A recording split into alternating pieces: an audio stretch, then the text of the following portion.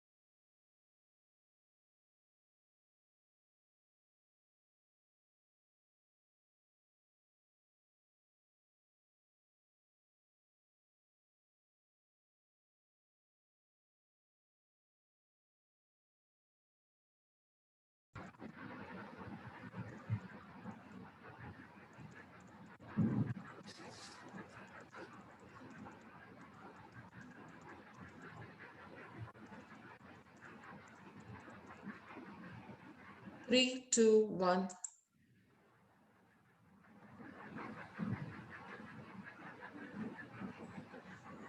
Good evening to everyone in India and good morning to my friends in USA. I'm Dr. Abhishek Lulla. I'm a founding director of Ayurveda Anusandhan Abhiyan Foundation. On behalf of CAR and AAAF, I would like to welcome you all to this special program on this auspicious day of Ayurveda Day. So before we begin, we would like to have a small Dhanvantri mantra. Can you repeat that, Dr. Abhishek? The live just started. Can you please once repeat that? Good evening to everyone in India and good morning to my friends in USA. I'm Dr. Abhishek Lulla, the founding director of Ayurveda Anusandhan Abhiyan Foundation. On behalf of CAR and AAAF, I would like to welcome you all to this special program on the auspicious day of World Ayurveda Day. So before we begin our program, I would like to start by playing the Dhanvantri mantra.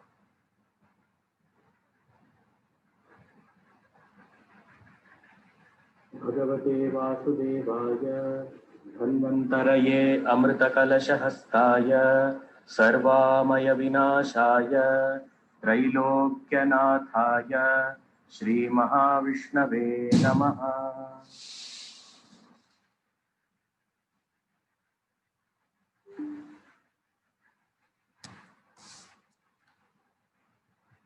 Thank you everyone for joining us on this special day. So today is the day 5 of the 5-day lecture series what we have been conducting. I would like to welcome you all on this historic day where we have individuals, about 10,000 individuals from about 150 locations and about 75 plus countries celebrating one of the biggest gifts to Ayurveda, to mankind, which is Ayurveda. And on this World Ayurveda Day, we pledge to embrace, elevate, and establish Ayurveda as the primary healthcare system of humanity itself. On this auspicious day of Dhanteras, I would like to wish you all good health, peace, prosperity. And once again, I would like to welcome you to the World Ayurveda Day celebrations in association with Council for Ayurveda Research and Ayurveda Anusandhan Abhiyan Foundation. So before we begin, I would like to say a few words about CAR. Council of Ayurveda Research, as you all know, was started by Pratibha ma'am with the aim to promote and establish Ayurveda as an evidence-based health science globally. Our mission is to encourage, educate, and facilitate basic clinical and interdisciplinary research in Ayurveda. A CAR was started in the year 2012 as a non-profit under the 501(c)(3) Non-Profit Act.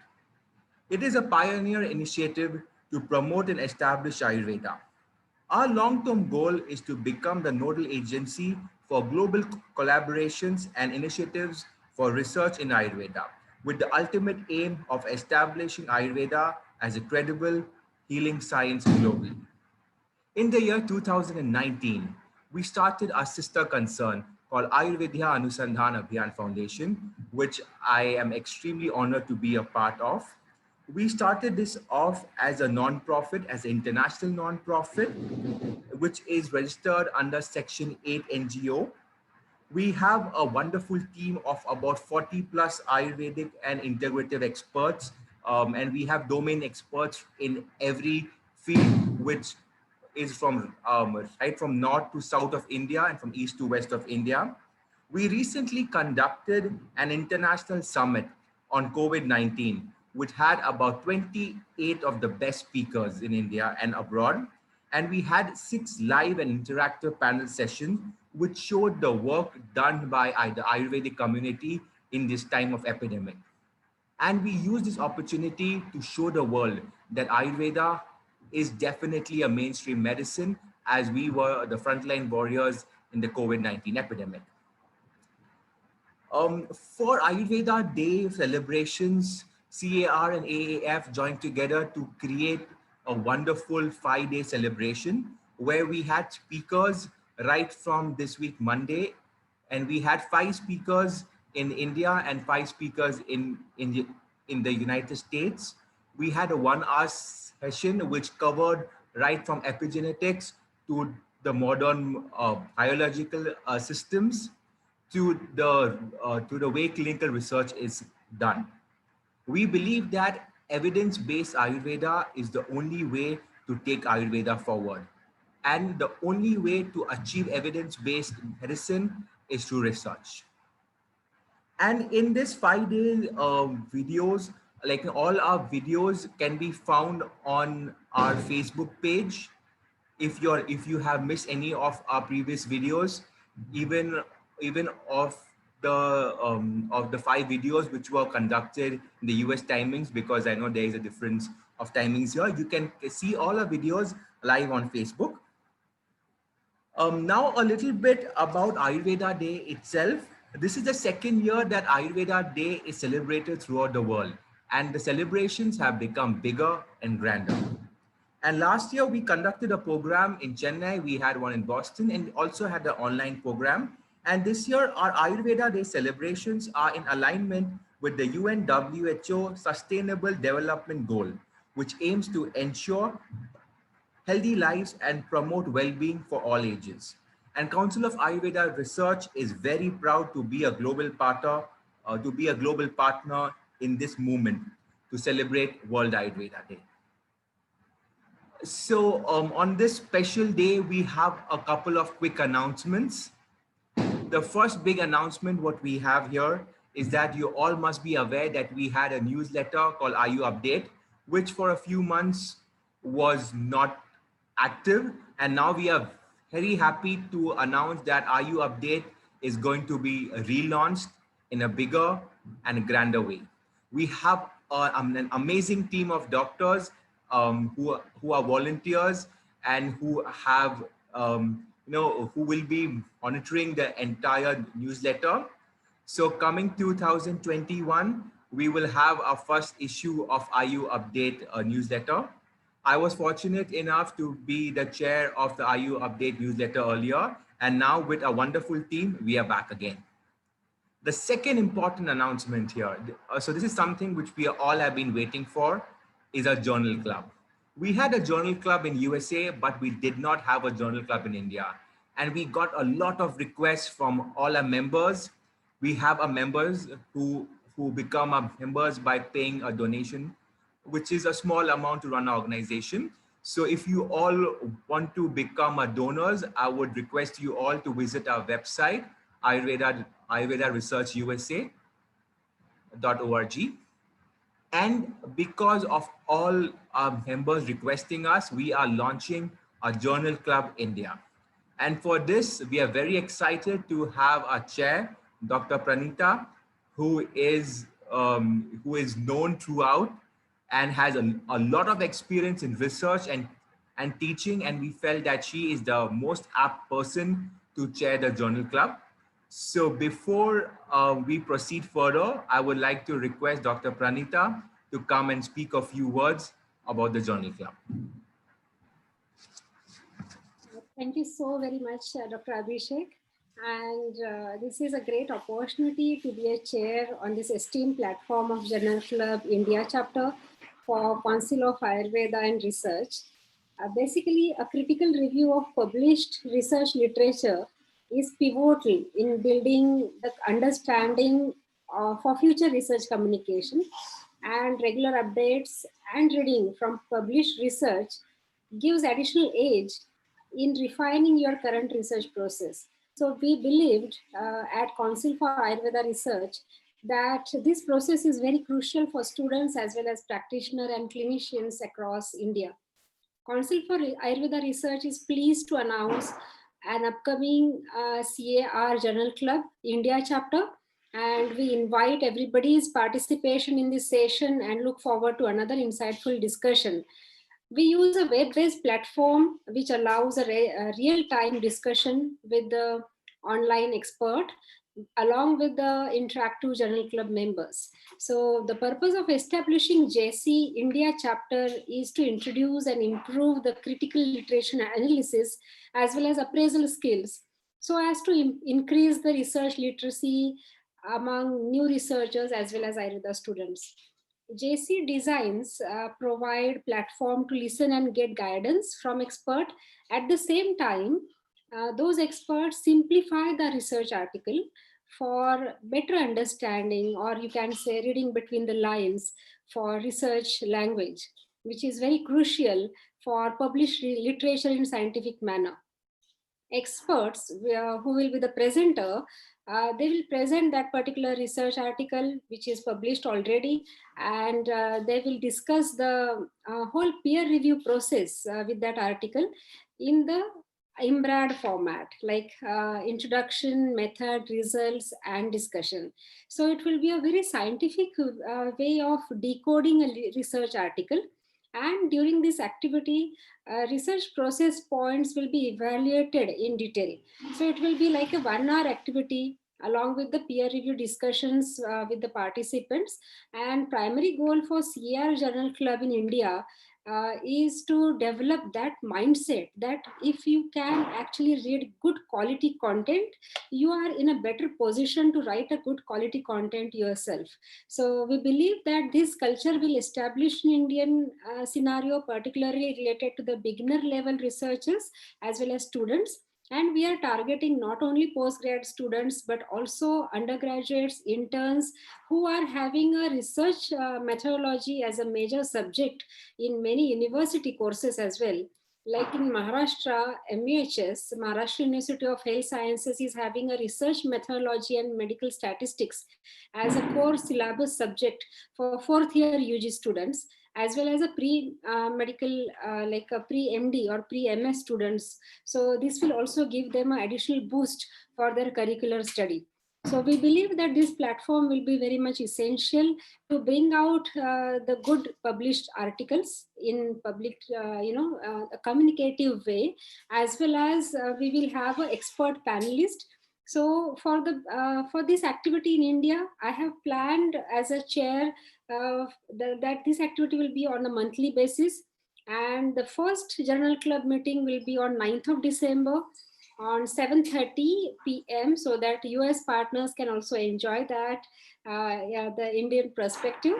So 7:30 p.m. 9th of December is the first date to freeze, and we will announce the details of the chapter, or announce the details of the presentation which we are discussing in the first meeting. Subsequently, every month there will be a new presenter who will be the expert in his or her domain, and accordingly they will select an article well published and which is in a accredited or peer reviewed journal, and that activity will be there for next month, and it will be announced on the Facebook and across all our social media platforms. So I believe that this activity will bring out the best from the students as well as the presenters, and I think with this activity you can also become member for the journal club, as well as for the CAR activities. And with journal club we will also start to introduce basic concepts of research in terms of published literature. So I am really thankful to Dr. Pratibha and Council for Ayurveda Research team in USA to provide me this opportunity to be a chair in India. And I believe that I can make that platform more productive with more good quality research articles coming up in future from Indian scenario. Thank you so very much, and happy Diwali to all the members. Hand it over to Dr. Abhishek, and I would also like to hear from Dr. Pratibha ma'am for her inputs on JC activities in India. Thank you. So thank you, Pranita Joshi ma'am, for the wonderful explanation about the Journal Club. And with this, I would like to invite the person who started CAR and who's the backbone. She's the brain behind it and is the only person who's apt enough to speak on this wonderful occasion. I would like to welcome our founder and the person who has been our mentor and guide, Dr. Pratibha ma'am, to speak a few words on this wonderful occasion. Ma'am, I would request. Thank you, Dr. Abhishek. Thank you, Dr. Pranita. This is such a joyous occasion for many reasons. Of course, it's our festival. We are celebrating and paying homage to Lord Dhanvantari, who is the god of Ayurveda. We are celebrating Ayurveda Day worldwide. More than 75 countries are participating as of today in a series of activities. So in a way, it's a very historical day because we are connected worldwide by a common vision and a common commitment. So that feels very empowering because this is probably the first time ever that an Ayurveda World Day is being celebrated on such a large scale. Of course, the beginning happened last year, but this year it has more than doubled, which is very, very, very encouraging. So this is really the right time. If it was not earlier, of course, I would say the right time was as of yesterday, but definitely a right time now for us to involve our Ayurvedic fraternity, whether they are students, academicians, clinicians, practitioners at all levels. There is now a hunger to be part of the global healthcare approaches. And we all know that the common language that will get us there is research and documentation. So I think we need to start at many levels right from starting to include research topics in the curriculum at the training level, BAMS level, not just the master's level, but also parallelly, because we are not talking about doing things sequentially, which take a longer time, but rather parallelly, wherever we can identify a beginning point, we can start those activities. So one such activity is Journal Club, which, as Dr. Pranita rightly said, will start engaging in critical reviewing of scientific literature. And this is a very good way to start warming up to what is research, because the more abhyasa we do, the more we learn. So there are many ways of learning. Of course, you learn from theory and then you do the abhyasa. But even when you're doing abhyasa, you learn a lot. So even if you're a mere listener, you end up learning a lot that, oh, this particular scientific paper that I thought was had this very clear conclusion. Actually, there could be some uh, questions about the conclusions and the results of the authors. So that is what is called critical reviewing. Because when we read very straightforward, things appear to be straightforward and black and white. But when you start reading in with a critical lens in your eye, then you see different things, and the same data can then appear very different. So it's interesting, it's fascinating, but most importantly, it's very relevant today. So that is the main mission and vision of Council for Ayurveda Research. And as Dr. Abhishek rightly said, in 2019, with Dr. Abhishek also coming on board as a founding director, we have launched our India entity, Ayurveda Anusandhana Abhiyan Foundation. And together, I think within a short span of not even 1.5 years, less than 1.5 years, I think we have done um, at least a few things already in India. One is we conducted a national survey on COVID-19, which was very successful. We did the summit, international summit on COVID-19, which was a joint effort between CAR and AIF. And that was very, very successful. And then now we are on the culmination of a 5-day lecture series, which also has been conducted very successfully, India and US marathon.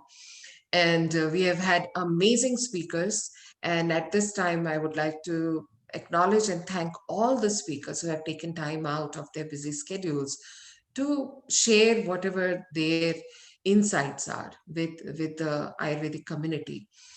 So again, just to wrap up everything, I think we have about 9 minutes before our talk starts.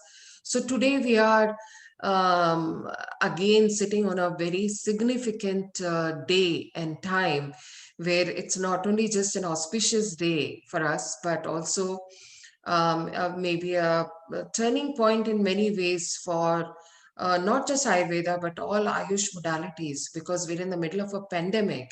And suddenly there has been a intense spotlight on Ayush systems, because for good or bad, the limitations of modern medicines have been exposed, revealed. And this is a time when we can convert adversity into opportunity. And this is the time when we can not only just think about the short term, what we can do, but also lay down a roadmap that is robust for long term upliftment and globalization of Ayurveda. So I would consider this as an immense opportunity. These times, not just today, these times as an immense opportunity. Um, I would say a special and more enhanced opportunity, because we have always had the opportunity, but these are different times. And if we cannot pull ourselves up and introspect while also wanting to project, I think the introspection part has been a little rusted and has not happened enough. We need to introspect what is going on with our education system. What do we need to do there? What kind of reforms? What kind of confidence building practices we need to bring in into the Ayurveda sector? What kind of skills training can we bring in into the Ayurveda sector? So I think these are times for reform, and we can do it if we are honest and transparent with ourselves and critical with ourselves as well. So we have to operate on both fronts. How do we project ourselves? But at the same time, we have to continue to introspect. Only then the real growth will happen. So research facilitates all of that, and therefore Council for Ayurveda Research, with a very strong commitment and purpose, has has been formed and is trying to do a little moving and shaking in our world, which usually we are very comfortable, and sometimes comfort does not lead to change. So we have to shake things up sometimes. So I think collectively we are trying to get started, and we are very fortunate that we have amazing people like Dr. Lakhotia, who are there at the at the back of the scenes, and if needed in the front of the scenes, to guide us. So we have many such accomplished and insightful experts with us in one capacity or the other. And we hope that with everybody's collective effort and the guidance of our seniors, we will be able to roll forward purposefully and successfully. So with that, I think I would like to hand over the mic to Dr. Abhishek, Dr. Pranita. We still have 5 minutes. Maybe Dr. Lakhotia can speak a few words, maybe 2-3 minutes, since you are on Dr. Lakhotia. Sorry for putting you on a spot, but maybe 2-3 minutes if you could share your thoughts. Well, thanks, and happy Deepavali to all of you on this day. It's indeed a nice thing to happen that we are looking forward to examining Ayurvedic principles and Ayurvedic things in a rational manner. And as I would always emphasize, that the ancient knowledge that we have inherited, that we have with us, we need to really make good use of it by examining it in the current context, modifying wherever necessary, improving it wherever necessary, and only a combined effort of all people concerned. And it's not just Ayurveda people, it's not just scientists, it's the people of languages, people of culture, people of philosophy. They all need to come together to reinterpret, re-understand what Ayurvedic principles are. And I'm sure the Council of Ayurvedic Research will make a significant move in this direction. And I wish all the best to these efforts. Thanks, Shivaji, for doing this, for initiating this, and I hope it works out very well. Thank you. Thank you so much. Over to you, Dr. Abhishek, Dr. Pranita, and welcome to Dr. Akash. Thank you. Thank you very much. Thank you so much, ma'am, for the wonderful words. As rightly said, the last 5 days have been amazing. We have had about 10,000 plus views collectively just over the last 4 days. And today we have with us a dynamic speaker, Dr. Akash. Dr. Akash Kimbhavi sir requires no introduction, but I would just want to speak a few words about sir. Dr. Akash Kimbhavi sir is the director and consultant surgeon at Ashtanga Wellness Private Limited, Hubli, Karnataka. Practicing authentic Ayurveda, yoga, naturopathy, and acupuncture with his wife, Dr. Anita, since the year 1999. He is a professor and director of PG studies at SJG Ayurvedic Medical College and Hospital, Koppal, Karnataka. His academic and clinical expertise includes teaching Shalya Tantra for PG and UG, teaching research methodology and biostatistics. He's also taught Sharira, Rachna, Dravyaguna, Shalya, Shalakya, and Roganidana at the Thames Valley University, London, for BA students and BSc students at Mayur, the Academic University of Europe, teaching the fundamentals of Ayurveda for Europe Ayurveda Academy France students. Sir is full of knowledge and he's encyclopedia of Ayurveda. So he has clinical expertise of 20 plus years in the management of piles, fistula, varicose veins, diabetic foot, arterial ulcers, urinary tract infections, prostate disorders and cancers. Dr. Kimberly is also a visiting professor at Thames Valley University, London, and is the subject associate editor of ARMAC, the peer-reviewed journal of Ayurveda. He's a board member of Europe Ayurveda Academy France, the editorial board member of RGUHS in Bengaluru, and a member of board of studies in UG and PG for pre and paraclinical and allied health sciences, including Ayurveda at KAHER Helgam, Bangalore, which is recognized as a PG and PhD guide, an examiner for Ayurveda methodology and biostatistics. He has about 4 PG students who have submitted their dissertation to RGUHS under his guideship and has about 6 research projects going on at the moment. He is the research person for the 4th BAMS Shalya Tantra syllabus reconstructing workshop organized by the RGUHS in Bangalore. He's also the editorial board member of JONAM, which is the Journal of Natural and Ayurvedic Medicine of Medwin Publishers, USA. He is a member of the Research Board of Ayurveda Council for Research, USA. He's also the reviewer of the Journal of Research and Education in Indian Medicine, a journal for Ayurveda and Integrative Medicine, and of many other journals. I can go on and on speaking for more than half an hour. Dr. Kembevi has published about 10 articles and was invited as a research person at the state, national, and international seminars, conferences, and workshops. And today, on this wonderful day, Sir is going to be speaking on the importance of integrating Ayurveda with biology and with AI, artificial intelligence.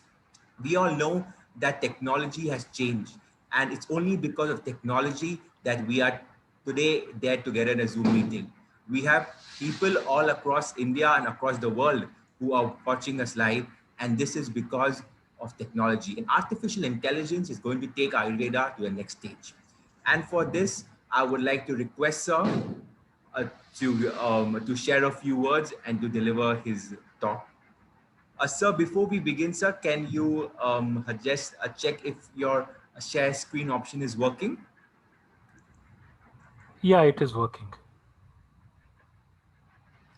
Over to you, sir. So can I okay. Please let me know if you're able to see the presentation. Yes, sir. Okay. Visible. Thank you. All right. Namaste to everyone. And at the outset, I would like to thank the Council for Ayurveda Research, led by Dr. Pratibha ji and a wonderful team of people, and especially thank you, Dr. Abhishek ji, for the introduction. I hope that I'll be able to do some justice to the topic given to me.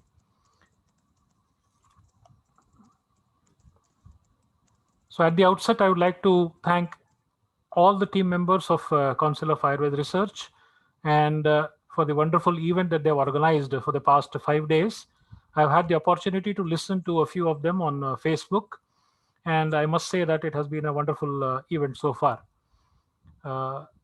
Before I begin, I would like to wish everyone a healthy, happy, and prosperous Diwali, and may Lord Dhanvantari bless us all so that we are able to, tide over this pandemic and probably get back to a new kind of a routine. So having said that, today I wanted to present a few of my ideas and thoughts about need for systems biology and AI in Ayurveda to become a global healthcare provider. So the present pandemic has challenged every medical system in the world, be it in every, whatever the country that you are in. So every country, every medical care system has been challenged. More so Ayurveda, because Ayurveda is a natural system of medicine, holistic system of medicine, and there were a lot of answers being trying to be found out through the system of Ayurveda. But somewhere we have been found wanting for the lack of evidence, and a lot of questions have come up in the process, which I believe is essential. And on this auspicious day of Dhanteras, because Lord Dhanvantari was born out of the churning of the ocean when a lot of poisons and toxins were coming out, and at the end we are able to get the nectar. So this seems auspicious also from the point of view that this churning has to happen within Ayurveda. A lot of mindset change, a lot of changes have to be done at the infrastructure level, at the way the Ayurveda is taught at the educational institutions, the way Ayurveda is implemented. And the present pandemic has thrown open a huge opportunity and challenged all the teachers and the faculties to adopt a new normal in teaching, that is online. Not many were used to this, but everyone has to learn. And that brings us to the most important part, as to we have to keep ourselves updated. As part of Ayurveda faculty, everyone who is here, who wants to participate and who wants to know Ayurveda, who have studied Ayurveda, probably have got some belief in Ayurveda. We go with a certain belief and certain faith in Ayurveda. But there are a lot of other people out there who want to understand what Ayurveda is. And if you want to make them understand, we have to start generating data and provide evidence and explain it to them in their own way that they can understand across the world. And the beauty of Ayurveda is that it can be applied across the world. The principles are universal. And we need to translate that language of universality so that we can get across the message to everyone who is out there. And they can realize that this is something that can be adopted by everyone. There are many cultural systems of medicine, traditional systems of medicine across the world. Every system has its own value, and we from India, we have to start beginning to realize the value that we can provide to become a global healthcare provider. It's not easy becoming a global healthcare provider because there is a lot of demands. We have to stand scrutiny, and we have to be able to do justice to whatever we are saying. We just cannot shy away from questions. There will be people who are very critical about our statements, but if we are able to generate data and provide the necessary evidence to them, then I think that we can really come out stronger and give a message to people saying that this is what Ayurveda can do. Having said that, we must also be under the impression, or we should be aware, that even Ayurveda has its own limitations. Our acharyas have very clearly said that the category of disease range from sukha sadhya, that is easily treatable, to asadhya vyadhis, which cannot be treated. So even for physicians like Charaka, Sushruta and Vagbhata, if they have said that certain diseases are asadhya, then it means that they have tried all the options, but at the end of the day, the prognosis is not going to be better.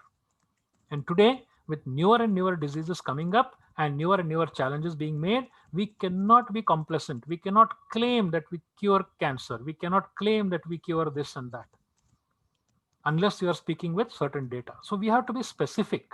And that is where I feel that we need to understand this concept of systems biology and artificial intelligence. Like Dr. Abhishek just pointed out, it is a need of the hour. We have to understand what these systems are. And within the given time frame that I'm presenting here, I hope that I'm not going to take you through all the nitty-gritties of what is systems, but I'm just trying to give you a bird's eye view of what Ayurveda can achieve, what our mindset should be, and what is systems biology and AI, and how they can be implemented in Ayurveda so that we can become a global healthcare provider, right? So this is prepared by myself and my wife, Dr. Anita. So both of us are directors at Westanga Wellness Private Limited, our own center where we are practicing for the past 25 years in Karnataka. Now, what are the healthcare in the 21st century? What are the emerging trends? A huge amount of trends, right? So we hear words like EHR, electronic health records. Now that is a trend. Everyone now cannot carry their files. So we have to be on a scale where we are able to provide electronic health records. So to provide electronic health records, we need to have a protocol or a template to store the data. Right now, everybody has their own way of recording data in Ayurveda, but I think a time has come when we have to sit down together, all the stakeholders, right from the government level to the college to the practitioners. We have to put in our ideas and develop a proper template so that it gets documented. Just last year, we had a patient from a family friend of ours, his daughter, who's staying in America. She's working at Google, and she came to India to take treatment, Panchakarma. She's suffering from rheumatoid arthritis. And before we discharged her, before we sent her back, she had a form which was sent from this Google company with whom she was working for, and it was a 17-page document. And by reading through that document, we found out that there is so many things that we can do as well. Luckily, because of the exposure that we have had and other things that we are keeping ourselves abreast of, we were able to fill all the details and we were able to submit that, and it was accepted by that company.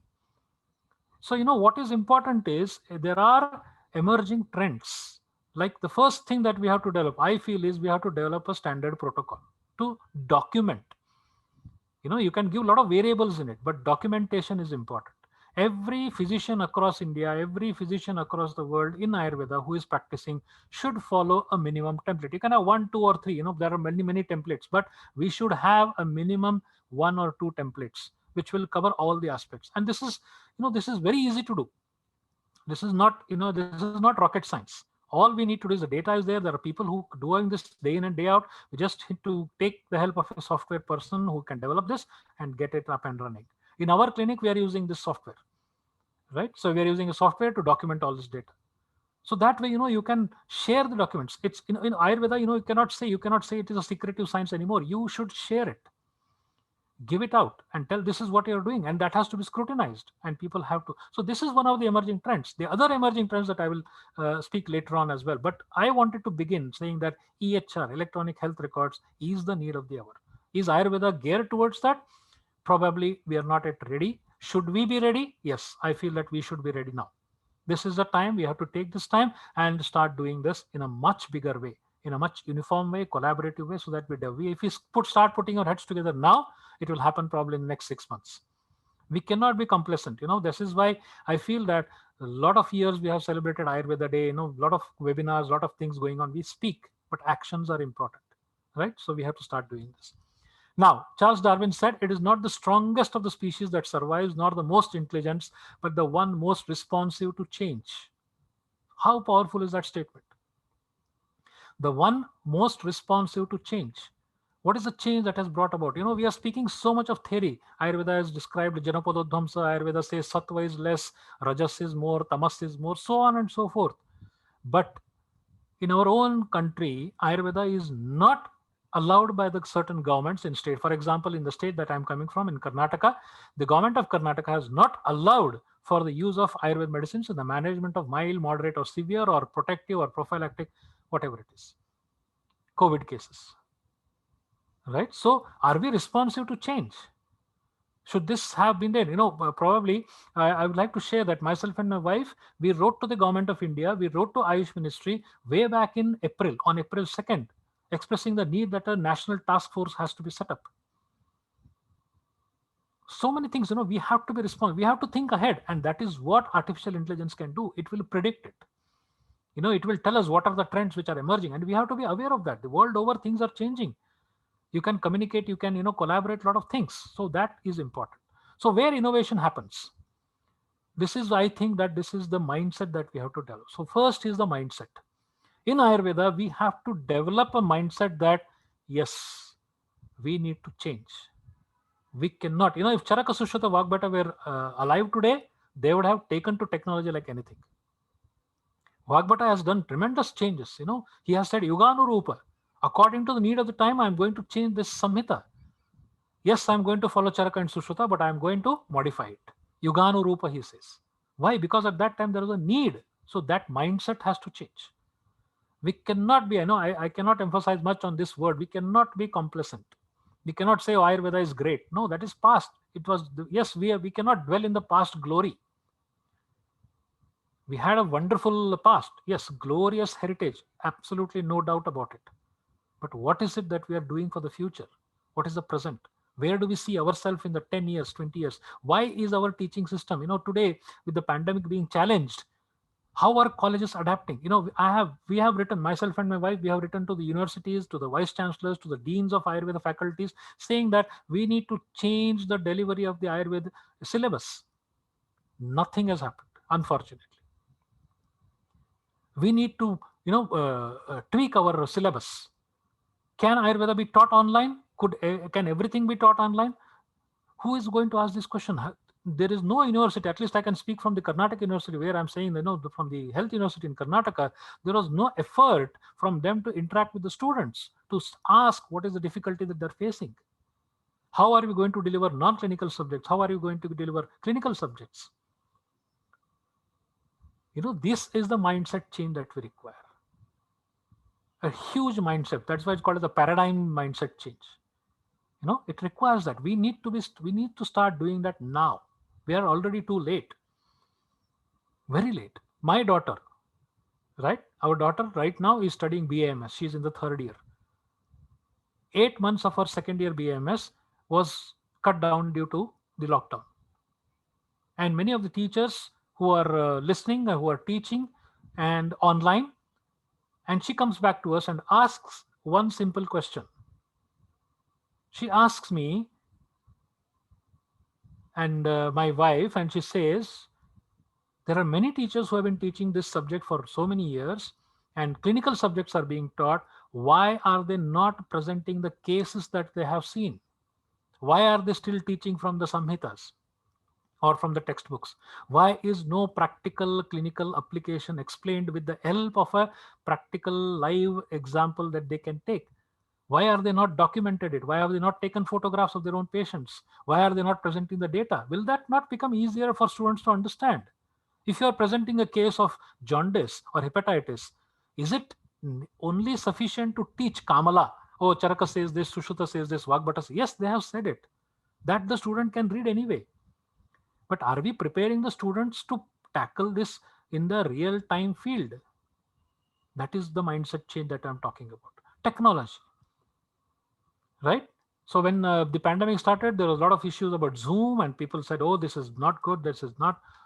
So people were, afraid, and many of the Ayurvedic colleges just shut down. They said, no, we are not going to take online because Zoom is, it's corrupt, so many things are happening. But there are so many other platforms. We have written, myself and my wife, we have written to the Vice Chancellor of Rajiv Gandhi University here in Bangalore, asking him that please take up a learning management system. A centralized learning management system. There are many providers now. Centralized learning management systems give each college access, register each student there, and you can track the activities. And there are examination management softwares. Everything can be done. That is the technology. And we need the systems. There are providers. All this begins with mindset. Innovation happens when you change your mindset. That is the need of the hour. We need to change.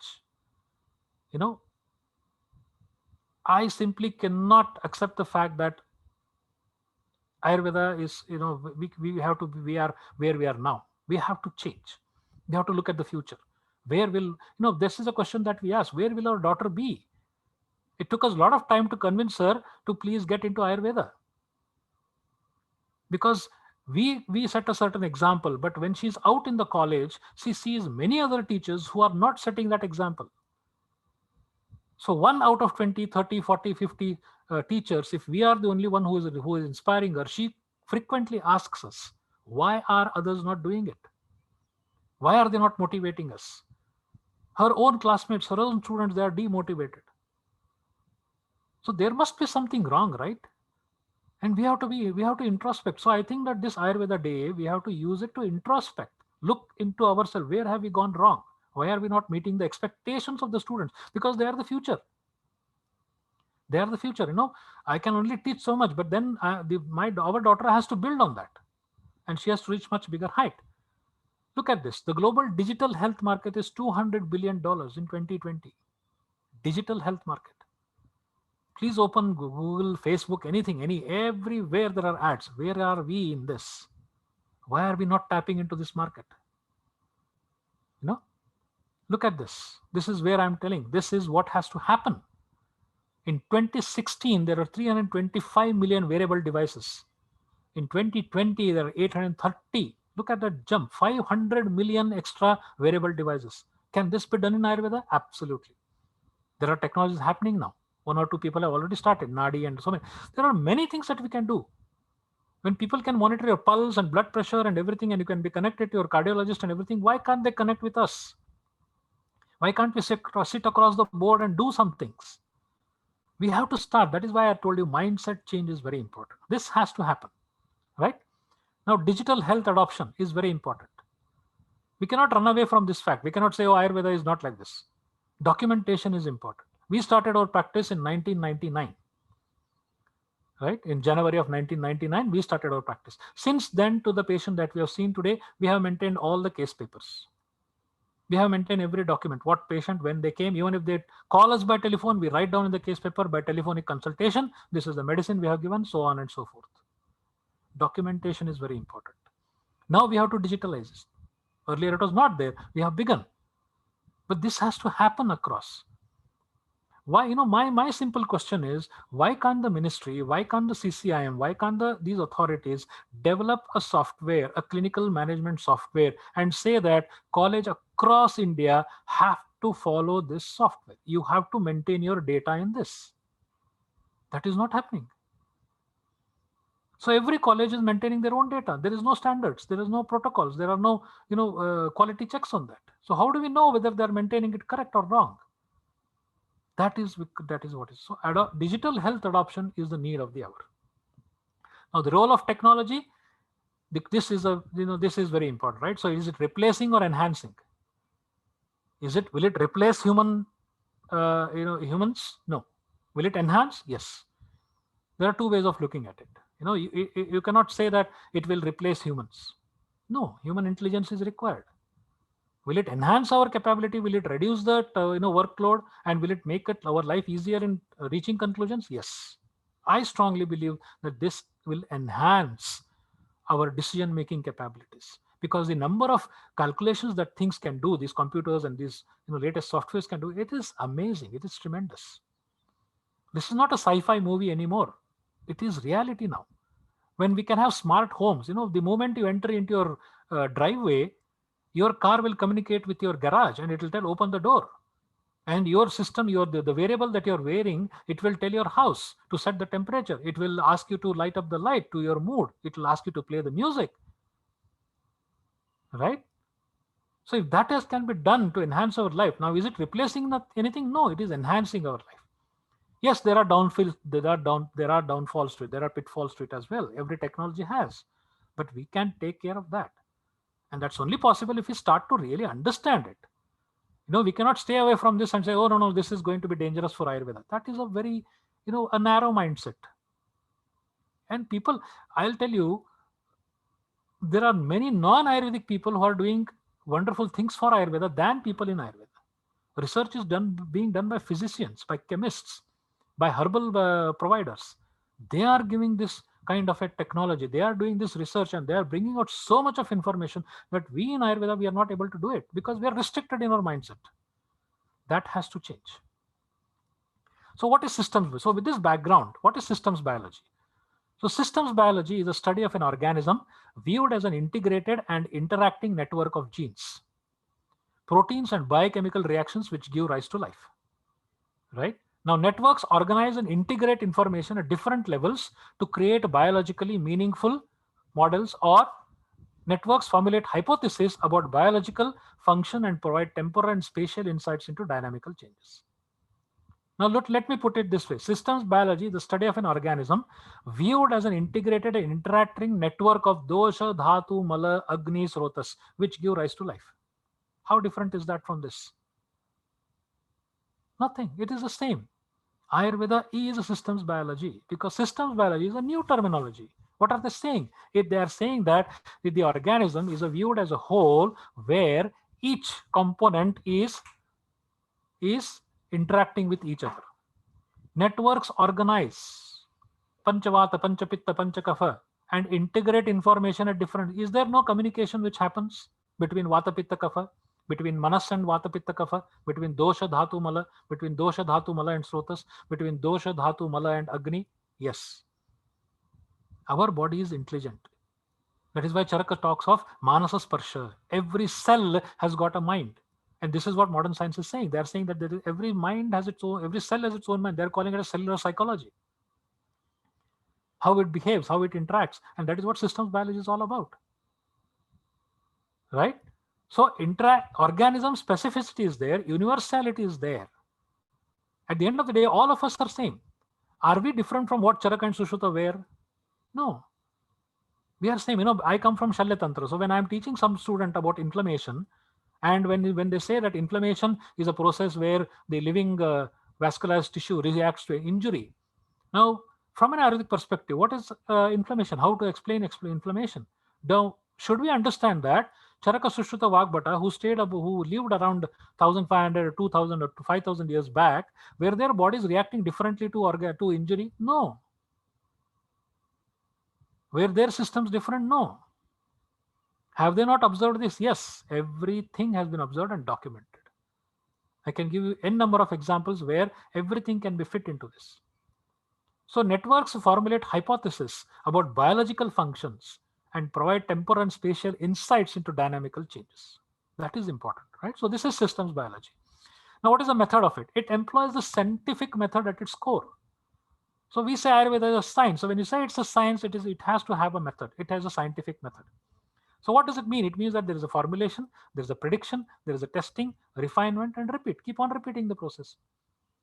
When Acharya Charaka Sushruta Vagbhata says that prayaha, the word praya is, what does it mean? It's a hypothesis. When they say this medicine has to be used and probably this is what you will find, the result, they have given that option. It may work for you. It may. Prayaha sarvakriyas tasmin pratibadde shariranam for Vyanavayu. Prayaha, the word praya comes so many times in Ayurveda. So it's a hypothesis. They have predicted, if you use this, this will happen. If not, they have tested it. They say, yes, if you do this and this will be the outcome. Right? They have refined it. And then they say, Nirdesha Tantra Yukti. This is this. Use this in this. If not, they have went back to the drawing board, sat down, and then they have rearranged the structure. Now, what is required is a panel of experts from interdisciplinary fields come together to lay out the framework for a model by the programmers. What we need to give is a framework. The programmers will develop that model. Look at this image: biology, computation, and technology. Let us worry about biology. Let us give inputs about biology. There are programmers from technology. They will ask questions, and we have to give the answers. And once they devise that, it will go into computation. So a new software will develop. Now look at what Albert Einstein said. The whole of science is nothing more than a refinement of everyday thinking. Should we refine our thinking in Ayurveda? Yes. Should we compromise on the principles of Ayurveda? Absolutely no. They are universal truth? Yes. But do we require refinement? Yes. How? Do you think that all the etiological factors described in Charaka Samhita, Sushruta, Vagbhata are available today? Do people consume those food ingredients? Do people follow the same dietary and lifestyle practices that was done in those days? No, we have changed. Where do we fit in these things? So that is why it requires a refinement. So if etiological factors have changed, will not the clinical manifestations change? If the clinical manifestations have changed, will not the chikitsa change? Based on the principles. I'm not saying compromising on the principles. And that is why Ayurveda has evolved. They have adapted and adopted. For example, Chopchini. Chopchini is a medicine, as the name itself says, from China. Where was this described? In Firanga Roga. Is Firanga in Charaka Samhita? No. Firanga Roga is not mentioned in Charaka Samhita. So the word itself, Firanga, means it has come from somewhere else outside. It is an invasive disease from foreign countries. So to treat that, they say we need Smilax chinensis, which is Firanga, which is Chopchini. Have they not adopted this into Ayurveda? Do we not need to do that? We need to do that. So analysis is performed on the network and gaps are predicted. That is the beauty of these softwares, that they will predict it. Many such models are made and they're combined as multi-scale models. Dosha, Dhatu, Malas, Rotas, Agni. We can feed, we can try. If you don't try, then how will you know that you are going to succeed? You may fail, yes. You may fail. Do you think that Thomas Alva Edison created bulb the very first time that he sat down to experiment? Oh, he said, no, I'm going to do this. No. Right? So he had thousands of experiments. He has failed. Do you think Dolly the sheep was able to be cloned in the very first experiment? No, there were nearly 1,700 failed, if I'm not wrong, experiments before that. But they were able to clone it. Yes, there may be pitfalls or whatever, but consistent trial and error is required. We have to refine. We may fail, yes, but we have to start doing this.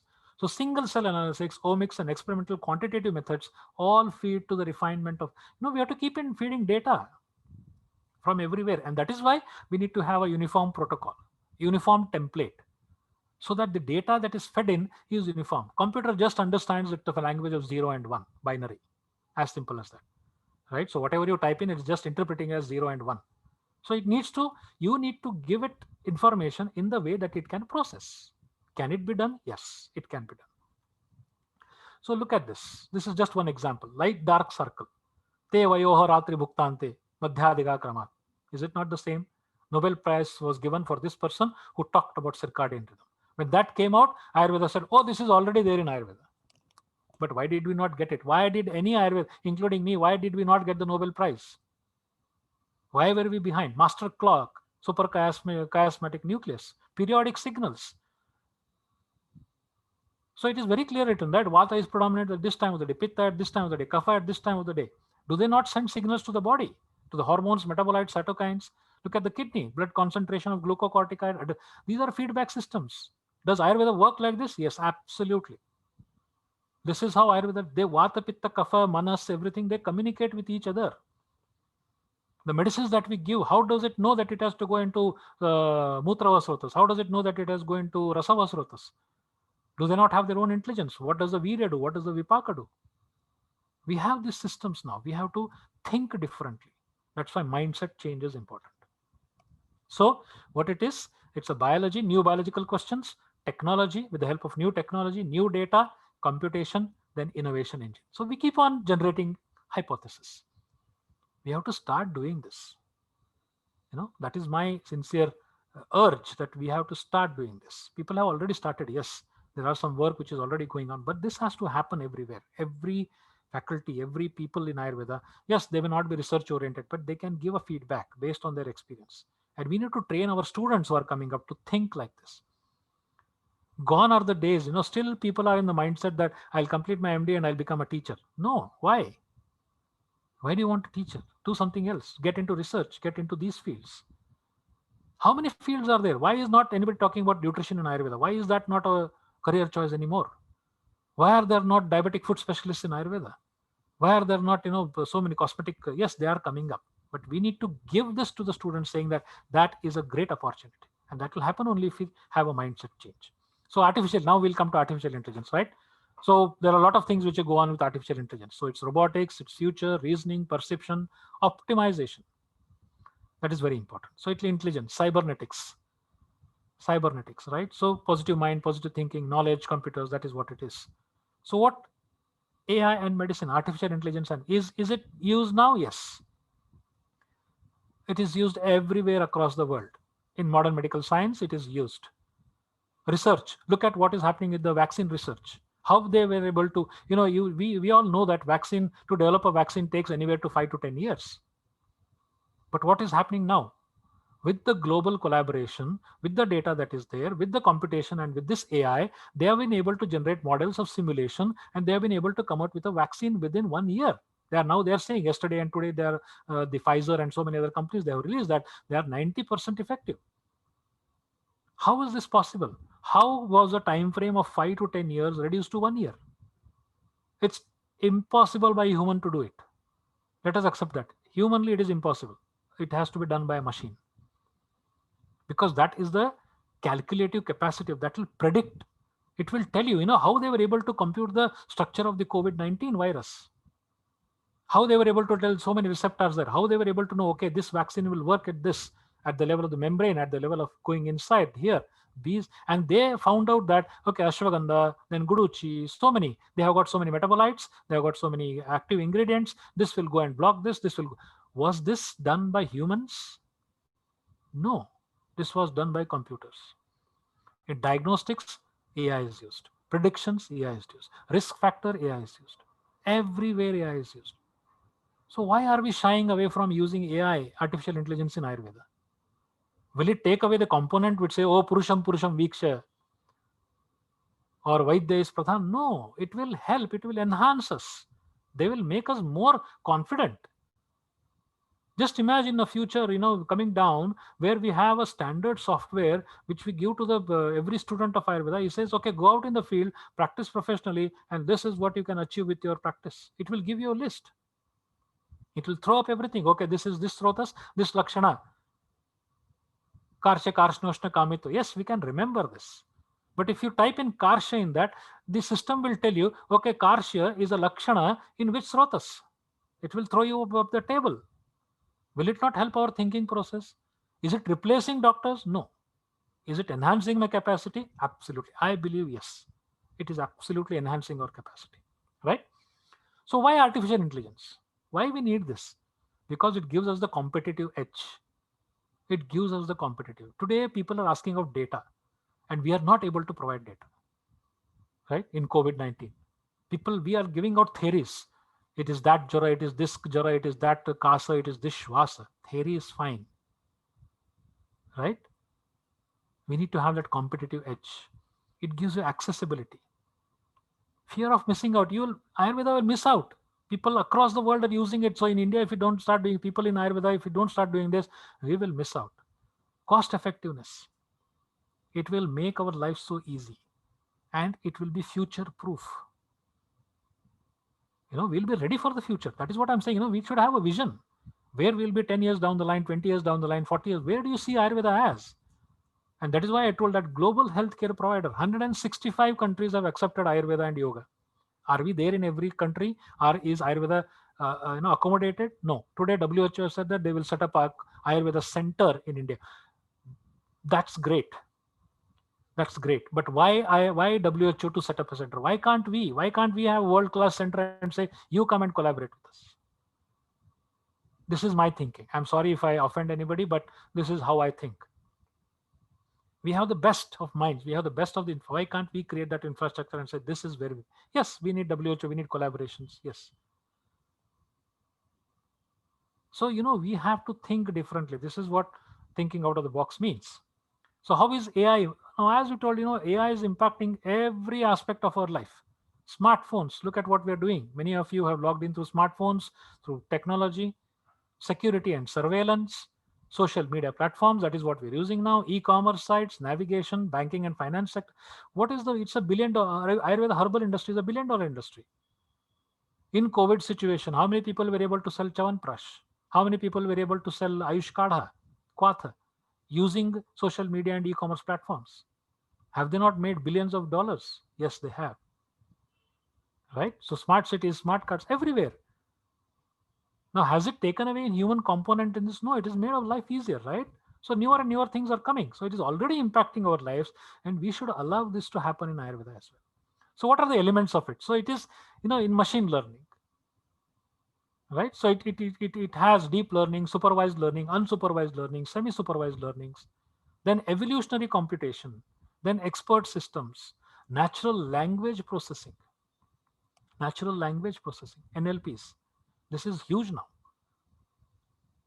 We have to start doing this. We have to start using this. Communication skills, how we think, neural networks, vision, computer vision, machine vision, then speech interpretation.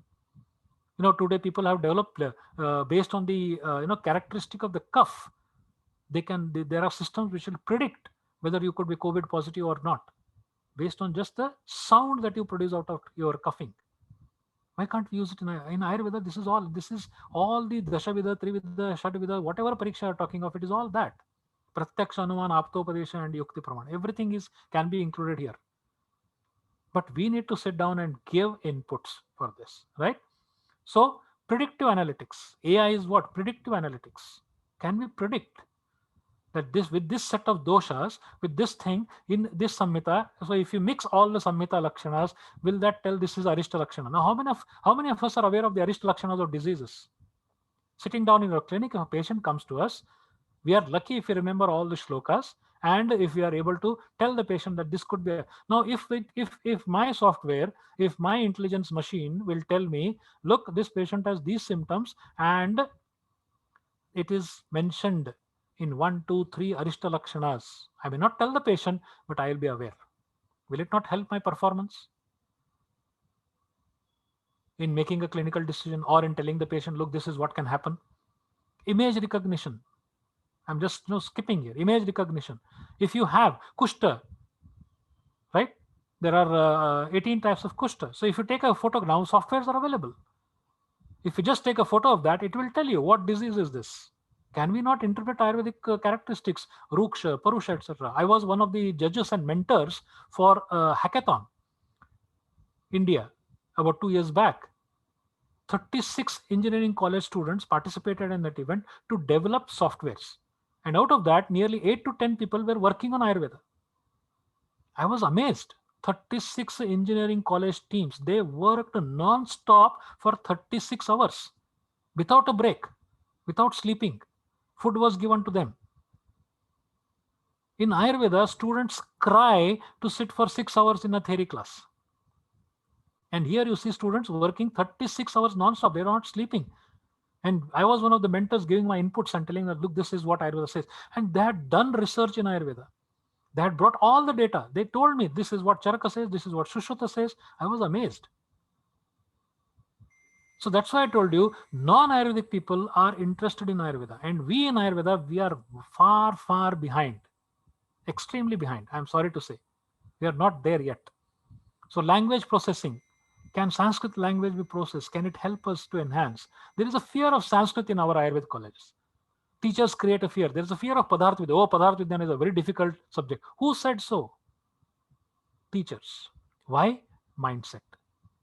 That's why I began with innovation happens when you change your mindset, right?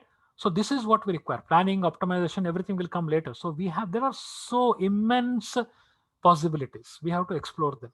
So artificial intelligence, machine learning, machine intelligence. Now they're talking of machine consciousness.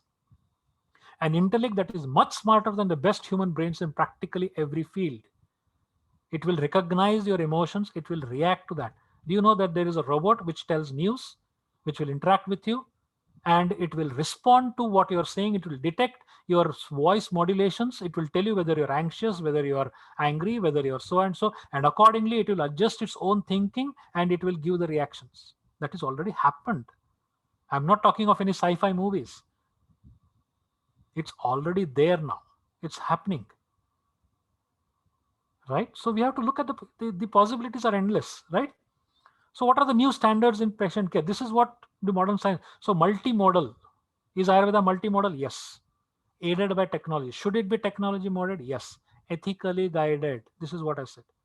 This is modern patient care now standards. Ethically guided. This is what Ayurveda is based on. So how different are we from what modern science is thinking about? What modern medical science is thinking about?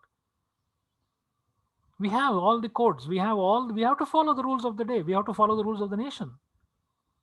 As simple as that. In Sushruta Samhita, he says in Vishikhanu Praveshadhyaya, if you wanted to practice in particular under a particular king, you have to follow the rules of the king of that state, the rules and laws. So we have laws, follow it. Ethically guided principles. Is Ayurveda ethical? Absolutely. Should we compromise? No. This has to be taught to the students, right? So what are the program innovations that we can? Patient-centric initiatives. This is something that I want to talk about a little bit more. I want to impress on this. Patient-centric initiatives. We only talk of Ayurveda, holistic, Samadosha, Samagnisha, etc. Very conveniently, you forget the second line. Prasanna Atma Indriya Mana Swastha Ityabhidhyate. When a patient comes to us, our initiatives are becoming less and less patient-centric. Modern science is going towards that. Patient-centric. They have given rights. They are given right. Every patient has a right. That is very important. Patient-centric initiatives are very important. Does Ayurveda have the principles of that? Yes. Charaka Sushruta Vagbhata have extensively talked about this. How are we going to deliver this healthcare delivery? And most importantly, patient empowerment. Please remember, the beauty of Ayurveda is that in Ayurveda, the patient has to be an active participant in the treatment. He has to be empowered to get treated. It's not sufficient that the patient gets better. It is important that the patient stays better. The patient will get better by your treatment. The patient will stay better by you empowering that patient and telling him this is what you need to do. So patient empowerment is very important. They have to feel empowered. They have to feel, yes, this is something new. I want to be a part of this. And how many programs, how many things, how many people are selling so many things? Lose weight in 10 days, right? Nutritional courses. How many courses are being done? People are flocking like crazy. They don't know what to eat. And Ayurveda has everything, but we're not concentrating on that. So what are the program innovations that multidisciplinary teams we need? Electronic medical, and we have to give 24/7 support. We have to be there. We have to set up helplines. How are they going to answer? There are so many things that can be done, all through technology, right? There are what is called as chatbots. You know, all of us have been a part of this chatbot. Whenever you log into any software, any website, there is a pop-up, may I help you? And if you keep on typing, it will give you options. It's not a human, it's a chatbot. It is an intelligent chatbot. It's a machine learned chatbot. It will recognize whatever word you're telling and it will give the answers. And that is how we are using it. Can this be tried in Ayurveda? I feel yes, we should. We should try. If somebody patient, some patients want to ask you, right? 24/7 support. He says, can I eat potato? Can I eat tomato? Are you available? No. They just log into your system. They will type, I'm having this symptom. Can I eat potato? Answer would be no, or could be yes. How do I eat potato? How do I cook? There should be an answer. Why can't we do this? This is patient empowerment, right? Taking it to the next level. And that's why I said it's a global health. So what we need is a three-pronged approach. There has to be perspectives, there has to be packages, and there has to be programs. Only then we can, our delivery model will become great. That is what is important. And then we need a real-time feedback. Monitoring through variables and real-time feedback. Streamlining of services. We have to be accountable. No doubt about it, right? We have to be accountable for whatever we do. We have to be asked questions. Patients should have the empowered, knowledge that they can reach out to us, and we have to have a real-time feedback. Many things, right? So let us say somebody is many of our teachers and friends and colleagues and seniors, they're working in cardiology. So when they're giving Ayurvedic medicines to cardiology, why can't they get a real-time feedback? Whether when they're giving a particular medicine, did the heart rate come down? Did the ECG changes happen? Why can't we do that?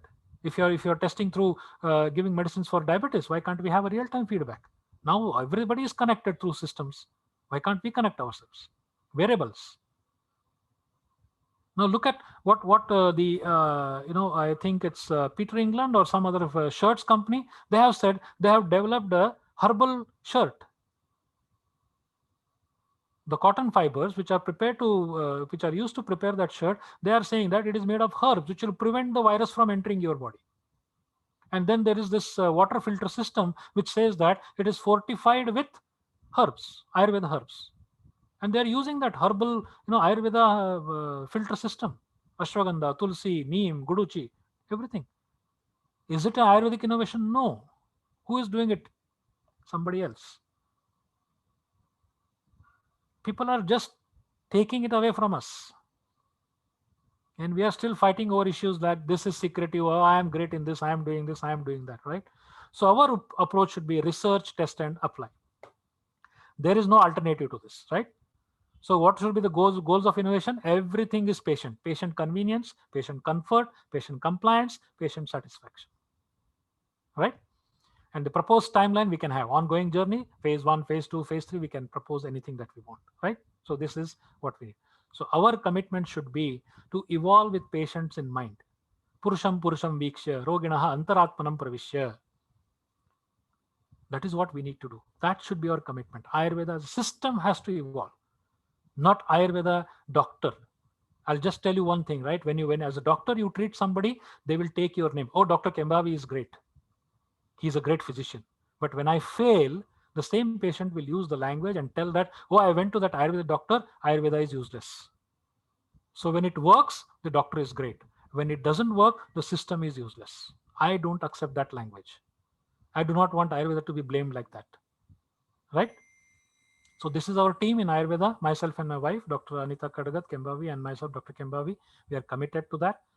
So we love your feedback. I hope that this has been, I as much as I enjoyed presenting my thoughts, in the aspect of the need for systems biology, what is the need to develop, and on this Ayurveda Day, I hope that we can take this message forward, and we have to start doing things, right? So it's time. I think we should stop talking and start doing things so that we reach to a greater, and most important thing, become a global health provider. So I thank Dr. Pratibha and her team for giving me this opportunity, and I hope I have been able to do justice to the topic given to me. Thank you. I'll stop my presentation now, and then if there are any questions or any queries or anything, I'll be more than happy to take it. Thank you one and all. Thank you so much, Akash sir, for the lovely presentation. And it was initially artificial intelligence is slightly a scary thing to really think of. That there is a little bit of insecurity in mind. I would put it in that word. And you have clarified those concepts very nicely, and also mentioned few aspects which are fundamentals to Ayurveda in terms of examination, diagnosis, and treatment plan. So I think Chatushpad can have additional tool if you think as AI in a different light. So I believe that was very insightful. We have a couple of questions and inputs from the participants.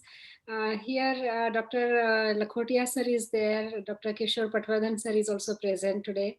So I would like to also read from their comments. Okay. First is from home. I'm not sure who is using that name. He or she is mentioning that please let me know if there is any startup working with EHR. I would like to know about the template you are using in your institute. Okay. There are many people who are providing the softwares, and they are customizing it to Ayurvedic practices. Okay.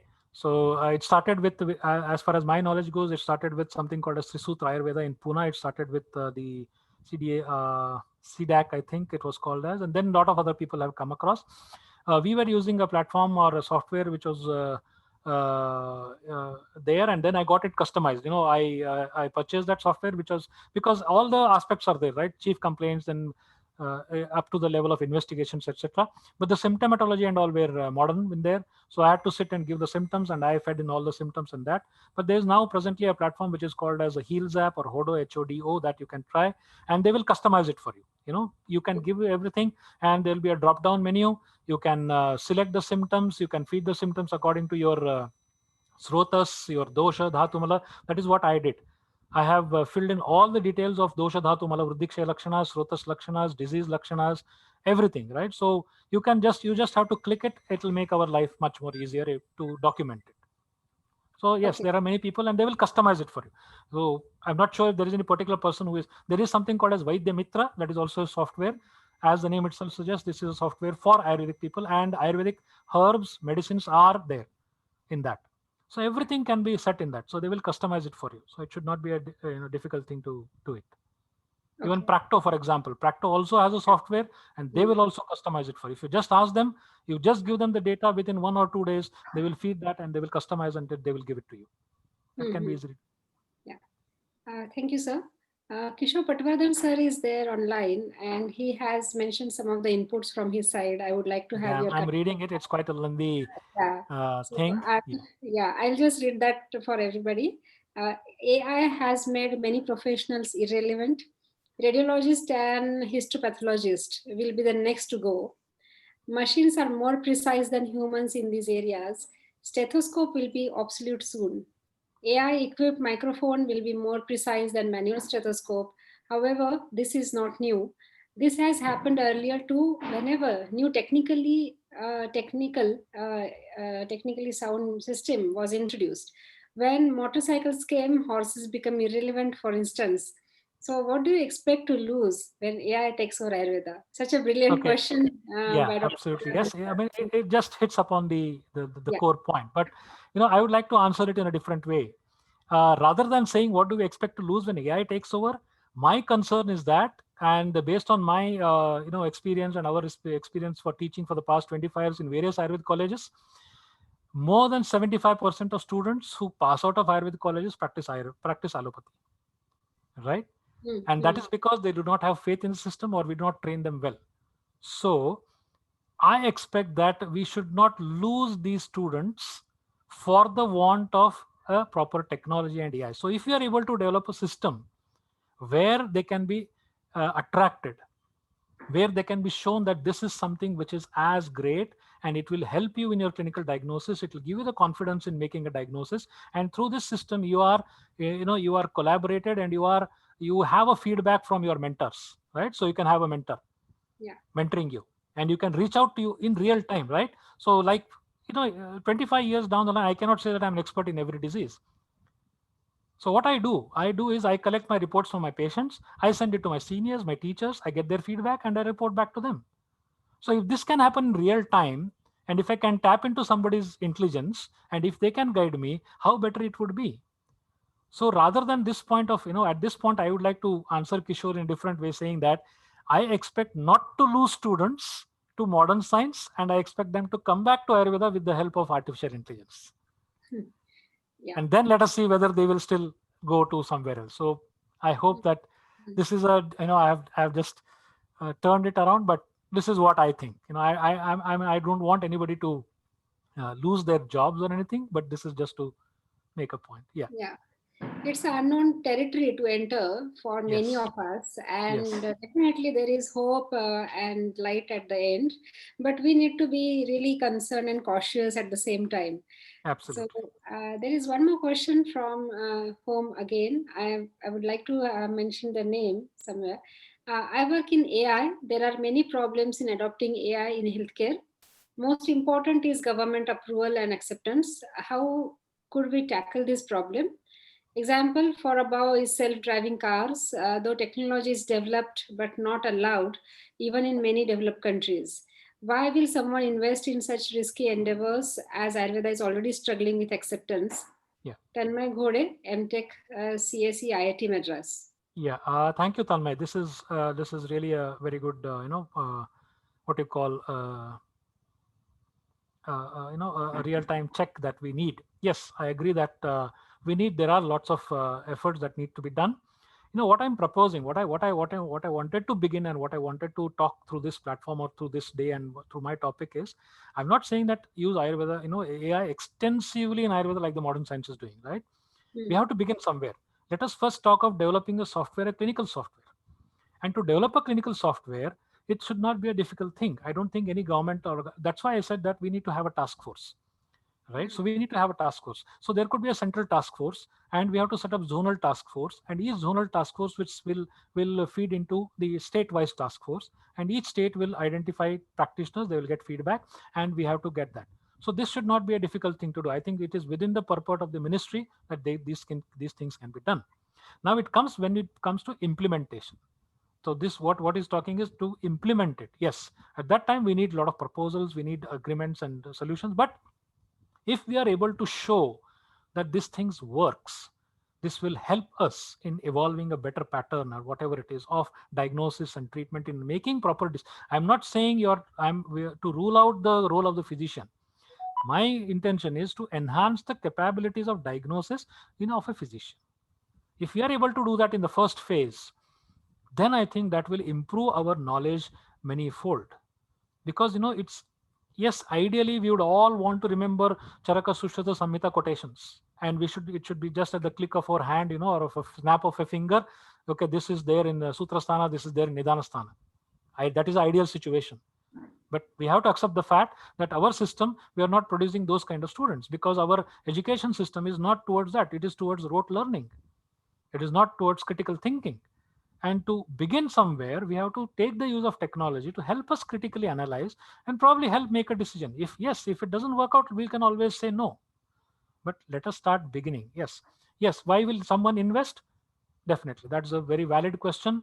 Ayurveda is already. That is why this endeavor to make Ayurveda acceptable, we need to come out with solutions. We cannot say Ayurveda is not acceptable, so I'm not going to do that. We have to start doing. We have to generate data to create validity. So Exactly. I hope that Tanmay, you reach out to somebody in Ayurveda and then pitch in your expertise and then start doing something. Start doing something. In diagnosis, in developing a simple clinic management software, whatever it is. So I hope that you reach out to the Council of Ayurveda Research. I am there available. Contact me. Maybe we can talk something and make something out of it. Thank you so much, sir. And I must say that that quote is there in my mind as you are talking. Be so good that they cannot ignore you. Exactly. So if we can produce more data, more credible data, valid data, and safe data in today's era, like we need to be safe at the same time with AI, because to have the acceptance from the public at larger scale. Yeah. So maybe on that day, the things will be fine and hopefully turn out good for Ayurveda as well. Look at, for example, if I just may, interject. Look at what happened with Coronil, which was, proposed by Patanjali, right? Let us not go into detail. But what happened was, they claimed, right? But if those claims were backed up by data, how brilliant would that be? Yeah. Every one of us would have loved if that Coronil would have had backup data. And it's no wonder that people are blaming us. I'm not talking of a particular person, but I'm talking of Ayurveda's system. I'm more concerned about that. So if you are able to back up by data, and there are many people, this is what I gave a presentation in the last summit that you conducted through CAR. I said that there are many people who say that, modern science and tech designs cannot be adopted into Ayurveda. That is wrong. That's why I told you we need a mindset change. There are many things which can be done in Ayurveda using the principles of modern technology and research methodology and designs, and we can develop our own. My just intention is we have to begin. Right? Let us sit in the drawing room, the business part of the the Ayurveda. Let us think, let us brainstorm and come out with some ideas and solutions and put them to test. One simple thing to test. If it doesn't, go back, redraw and do things. As simple as that. Yeah. The time for sitting quiet is over now. I don't think we should be sitting quiet anymore. And stop blaming others. First, take the responsibility and accept that we have failed. That should not be a very difficult thing to do in creating evidence. Accept that. Go ahead and give evidence. Yeah. I don't see why that should be a problem. Yeah. Definitely. In fact, you also mentioned the topic where the students are involved, because we are being taught or been, nurtured in such a way that department-wise culture is there. Yeah. That this is my department, this is other department, this is preclinical, this is clinical, that ways. Yeah. But now we need to turn down those barriers and think interdisciplinary, think interdepartment level, so that we can come out with something concrete in hand. That because everybody's input is very important, like you mentioned about CDAC, and you're also working in so many other softwares also. So everybody's inputs are very crucial. From Samhita person to the clinical person, everybody's inputs are there in place, and then only the 100% secure, a foolproof solution can be in hand in Absolutely. AI. And if Samhita is called as a non-clinical subject, we should really laugh. Yeah, definitely. Every clinical subject is based on Samhita. So how can Samhitas be non-clinical? Exactly. That's the mindset change we require. Exactly. That is the mindset change we require. Absolutely. There's no doubt about it, right? So that thing has to happen. The Samhita part is there, and then I believe, this is my proposal, right? So I always keep telling in many platforms that instead of teaching, first BMS, second, third, and fourth BMS, I always say that our BMS should be taught in the first part of the BMS. We should be taught Sutrasthana. Second part of the BMS, we should be taught Nidanasthana. Third part of the BMS, we should be taught Chikitsasthana. As simple as that. Make the foundation strong by teaching sutras, then diagnose, then herbs, then Chikitsa. Right. And then you can call it, there's no need to even say this Roga Nidana, Kaya Chikitsa, whatever, This is just me thinking out loud, and so far nobody has heard it. So but I'll keep talking about it. Anyway. Yeah, there was this view, like you mentioned, about Samhita-based teaching methodologies in Ayurveda, undergraduate program and as well as postgraduate program. I hope that will come up soon. And today also on Dhanvantari Day, Honorable PM mentioned about integrated approach for Ayurvedic research. Yes. And that is the need of now.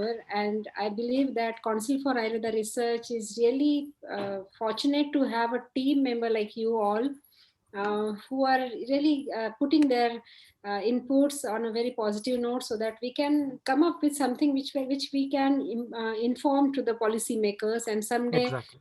There will be a green signal for everybody. Absolutely. I would like to invite Dr. Kishore sir or Dr. Subhash sir in case you have any inputs, because this seems very interesting topic for all of us, and this is very new in terms of the research and the AI and the diagnosis putting together on one platform. So Yes. I would really be pleased to hear you out, sir. I Dr. can speak a little. Yes, sir, please. I'm very happy to see this projected by an Ayurved person. And this is very, very important. I'm glad that Dr. Akash Kamavi is talking what he's talking, because that's what I said, that we need a mindset change. We need Ayurved people to come out of their shell. See, that is the most important point. Charak Samhita has everything, but that doesn't mean that we are making good use of it. We need to understand. And then, as Dr. Akash also said, that when Charak Samhita was written, the atmosphere was different, the lifestyle was different. Today, lifestyle is different. We cannot simply translate exactly the same thing today. We need to do research. We need to understand. And that's where I think the good biological research has to come in to understand the present situation and then apply that. And the artificial intelligence applications will be really great. And one thing that I feel is today's students are different than 10 years ago. Even Ayurveda students, they are already primed with the smartphones and many of the gadgets. And therefore, if we can train them well, if we can put them in connect with other disciplines like computer specialists and program specialists and so on, things can become different. But I just want to make one caution. Depending entirely on artificial intelligence can be dangerous. Yes. Human brain cannot be replaced. Human experience and the intuition that comes out very often, that's what an experienced Ved will have, an experienced physician will have, which somebody may not have. Because machine artificial intelligence will do only what we have written in the program. And we write in the program based on what we think is the steps.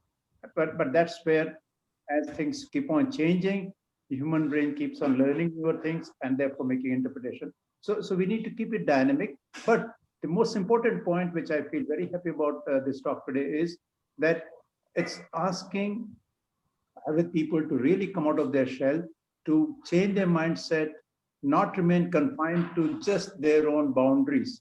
Because then, any number of examples he cited, that we say, Charak Samhita had this, like chronobiology. Why not anybody work on chronobiology? If we had all that knowledge, why did we not work? I mean, I know I work on Drosophila. It was Drosophila that chronobiology was first kind of examined. The first genes were identified in Drosophila. Why could if we claim that we had all this knowledge, where are we then? And that's where the importance comes in, that we need to keep up with time. We need to keep up with what is going on today, and then make good use of it. And I think this platform, where you can bring in people from different areas, will be really useful to bring that change. I I thank Dr. Akash Kamavi for. Thank you, sir. Thank you. It's a pleasure to get validation from you, and it's been an honor to present in your presence. Thank you. Thank you so much, sir. Thank you so much, Lakhotia, sir, for your blessings and support as always with us. Thank you, Dr. Akash, sir, for really getting into this newer zone of the whole mindset of Ayurveda people. And I believe today's presentation has kicked off many new ideas in the participants' mind. Thank you, Dr. Kishore Patwardhan, sir, also for being there and putting so many valid inputs from his side and queries. Dr. Lakhotia, sir, and Dr. Pratibha, madam, was always there. And all the participants, I would like to request that you can become a Council for Ayurveda Research members by visiting our website. And all these talks are recorded and available on Facebook. So with this, we are ending the Ayurveda series, which was targeted for Ayurveda Day. And this series was like very special in its own way because it started from epigenetics and today it ended with artificial intelligence. So we are talking about Pindi to Brahmandi in its own way. And also your talk was really important to have interdisciplinary because like there was Tushar was also from IIT Madras. He was also interested to listen to this talk because he's already working in healthcare. Many non-Ayurveda people and Ayurveda people needs to come together for better understanding of this topic. Thank you so much for making this effective throughout the presentation. I'm glad that you are there with us for this. It's been an honor. Thank you for the opportunity. Thank you. Thank you, sir. Thank you. Thank you.